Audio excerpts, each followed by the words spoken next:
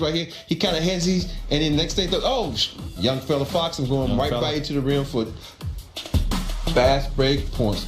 Here you got another sense. He's directing traffic. He gets a nice pick and roll. He says, you know what? I didn't like that pick. Come back out here and get him again.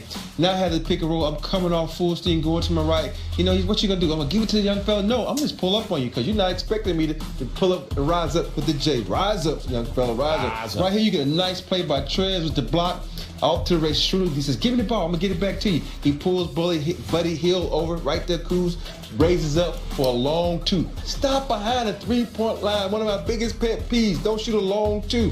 Right here, you got another situation where Trez does a little handoff, nice little pick and roll. And here's where you come with the razzle-dazzle. And they were saying my movie Stripes right here. Look at him come off right there. You think I'm going to go up and rise up? I'm going to go between the legs to Trez, who's going to finish in the paint strong with a two-hand dunk.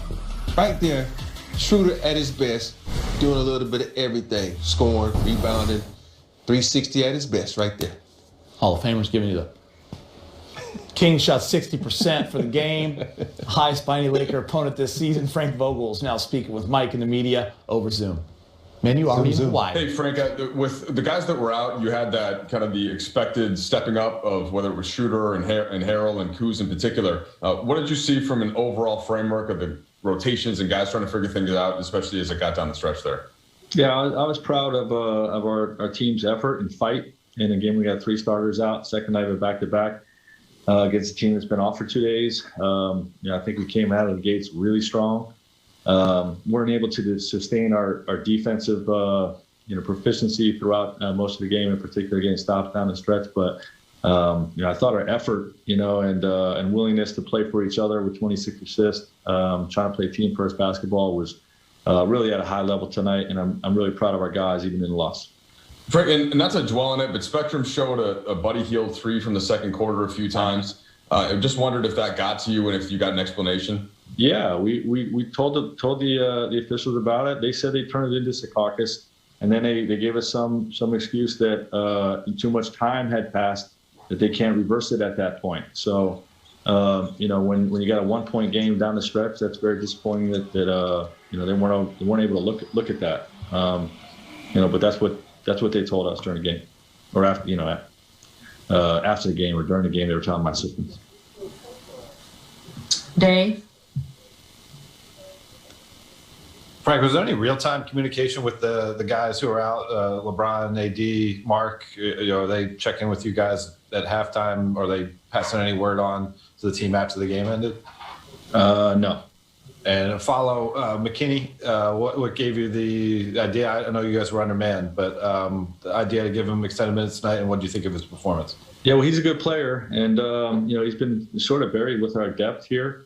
But he's maintained a great attitude. He's been a true pro, coming and get his work in every day, really trying to show what he can do in the practices or pickup games, guys playing off days. And, we've been looking for an opportunity to get him in there, without, some planting one of the rotation guys. And, tonight was the night. So it was a good opportunity for it. And I thought he played really well, especially crashing the boards.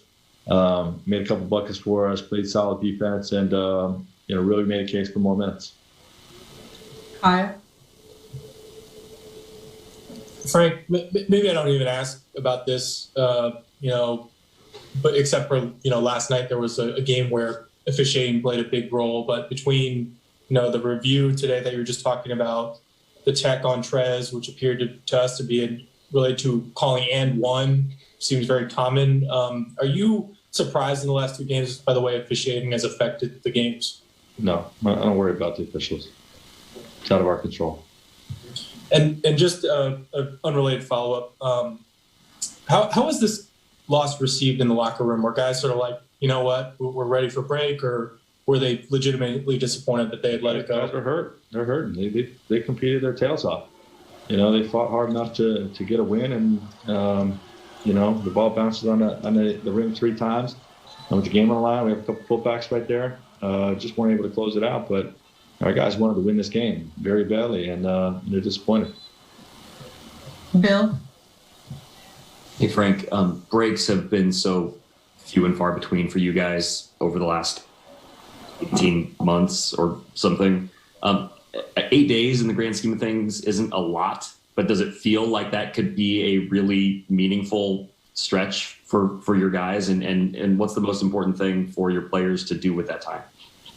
Yeah, it's they're going to meet with the sports performance team, to talk about not deconditioning too much, but making sure that they're getting the appropriate rest. And 8 days does feel like a long time. For me in particular, it feels that way. But I think our whole group is welcoming this break. And